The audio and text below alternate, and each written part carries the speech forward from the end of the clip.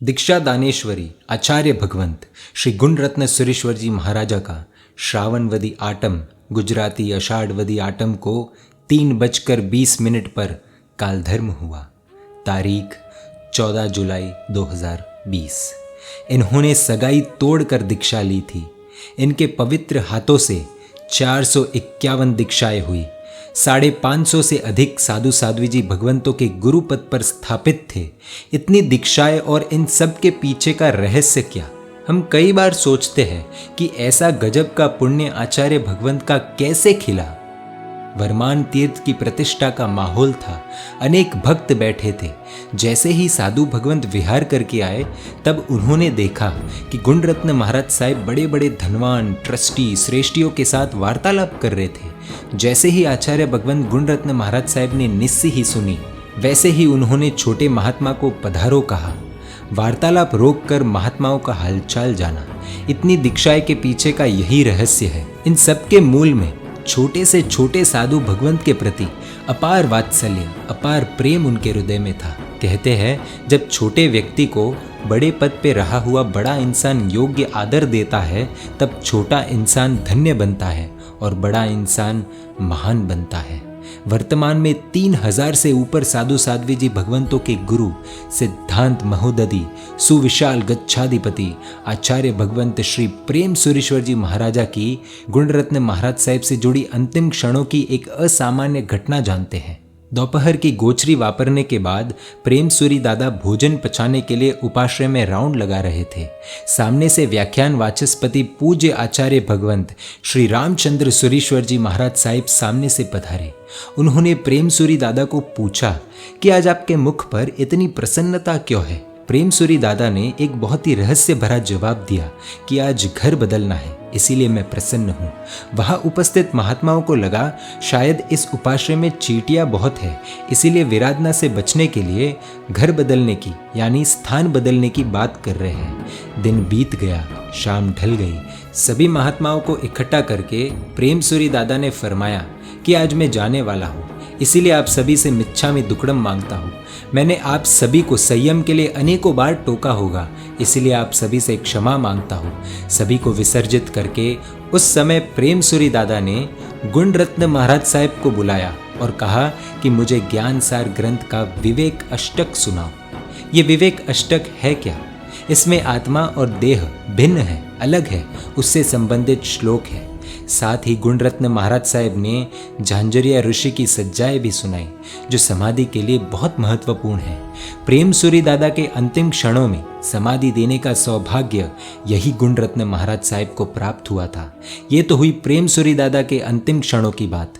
उपमिति भव प्रपंच कथा जो एक बहुत प्रसिद्ध ग्रंथ है, उसमें स्पष्ट रूप से लिखा है दत्तमेव लभ्यते, अर्थात जो दिया जाता है वो ही मिलता है। अब गुणरत्न सुरेश्वर जी महाराज साहब के काल धर्म के एक दिन पहले क्या हुआ था देखिए।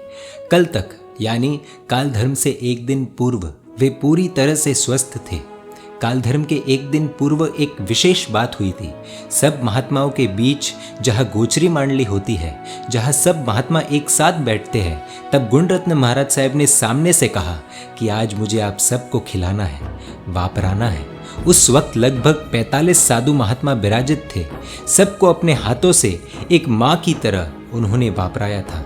तब शायद एक भी महात्मा को ये पता नहीं था कि आज गुरुदेव अंतिम बार हमें वापरा रहे हैं। शाम को आचार्य भगवंत को बुलाकर उन्होंने कहा कि आज मुझे पंचसूत्र का स्वाध्याय करवाओ और वही झांझरिया ऋषि की सज्जाएं सुनाओ, वही सज्जाएं जो उन्होंने खुद प्रेम सूरी दादा को सुनाई थी। शाम को उन्होंने 3 पत्र लिखे जिसमें उन्होंने वृत्ति और मोक्ष के बारे में अपने आश्रित श्रमण श्रमणी भगवंतों को प्रेरणा की थी। प्रतिक्रमण क्रिया आदि आराम से हुई। सभी से बात कर रहे थे। लगभग 10:30 बजे संथारा किया। उस वक्त ब्रेन हैमरेज हुआ। उन्हें वहां से कैलाश नगर संघ में ले आए।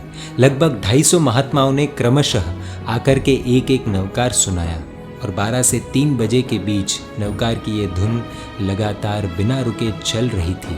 अंत में 3:20 पर उनका समाधि पूर्वक कालधर्म हुआ।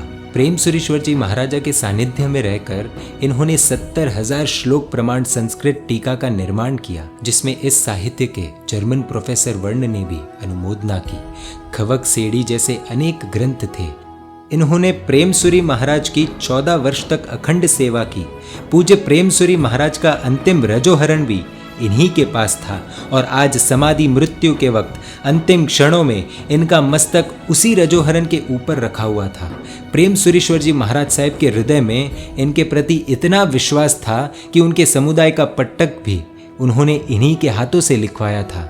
पट्टक यानी हमारी भाषा में विल भी कह सकते हैं। इनका जीवन एक कहावत को चरितार्थ करता है, जब तू आयो जग में जग हंसे तू रोए, करनी ऐसी कर चलो तू हंसे जग रोए। अर्थात जब तुम इस जग में आओ तब सब हंसते हैं और तुम रोते हो, लेकिन जीवन में कुछ ऐसा कर जाओ कि जाते वक्त तुम हंसो और सब रो पड़े। और आज ऐसा ही हो रहा है। 25,000 से अधिक बालकों को शिविर के द्वारा संस्कार दिए, तकरीबन 1 लाख लोगों की विश्व प्रकाश पत्राचार पट्टक्रम के जैनिज्म कोर्स के माध्यम से पढ़ाई कराई, जिन्होंने 10,000 से ज्यादा लोगों को भव आलोचना देकर जीवन शुद्धि करवाई है। वैराग्य और युवा जागृति के प्रेरक के रूप में लोगों में वैराग्य की धारा प्रवाहित करने में, विकसित करने में इनका बहुत बड़ा योगदान रहा। जिरावला, पावापुरी, भैरू तारक जैसे अनेक तीर्थों के वो वरिष्ठ मार्गदर्शक थे। शरीपालित संघ, उपधान, नव्वाणु जिनके निश्रा में विपुल मात्रा में हुए, जिन्होंने 69 वर्धमान तप की ओले की, ये महात्मा लगातार एकाशना ही करते थे। वो भी सिर्फ 4 अथवा 5 द्रव्य से सामान्य रोटी दाल ही वापरते थे, बाकी सब चीज़ों का उनका त्याग था। उनकी ये क्रिया लगभग पिछले 45 वर्षों से चली आ रही थी। जिन्होंने टाइफाइड जैसे रोग में, जिस रोग में सामान्य व्यक्ति के लिए काम करना तो दूर की बात, चलना फिरना भी बहुत मुश्किल होता है, ऐसे रोग में भी गुणरत्न सुरीश्वर जी महाराज साहब ने तकरीबन 10,000 श्लोक प्रमाण साहित्य की रचना की। इस काल में भी 1 तिथि 2 तिथि जैसे समुदाय भेद के बिना ये सब के लिए आदरणीय थे। 88 वर्ष की उम्र में दीक्षा पर्याय 68 वर्ष का रहा। समुदाय का इन्होंने हरियाली पूर्वक विकास किया, जिसमें प्रवचनकार भी है, विद्वान भी है, तपस्वी भी है, 84 उपवास करने वाले महात्मा भी है, मासक क्षमण करने वाले 350 से अधिक महात्मा है। जीवन एवं ना जीवो के लोको फरियाद करे, जीवन एवं जीवो के लोको फरी याद करे। अर्थात जीवन ऐसा ना जियो कि लोग शिकायत करें, बल्कि जीवन ऐसा जियो कि लोग फिर आपको याद करें। 3 प्रकार की मृत्यु होती है। पहली, जब मृत्यु आती है और पता नहीं चलता। दूसरी, मृत्यु के वक्त पता चलता है कि अब मैं मरने वाला हूँ। तीसरी, मृत्यु से बहुत पहले आभास हो जाता है। महापुरुष वो होते हैं जो खुद के प्रयाण को भी खुद ही नक्की करते हैं। मरते तो सब है, सबको एक दिन मरना है, लेकिन एक महापुरुष ही मृत्यु को महोत्सव बना जाते हैं। काल धर्म के समय उनके चेहरे पर चिंता की या टेंशन की एक लकीर भी नहीं थी।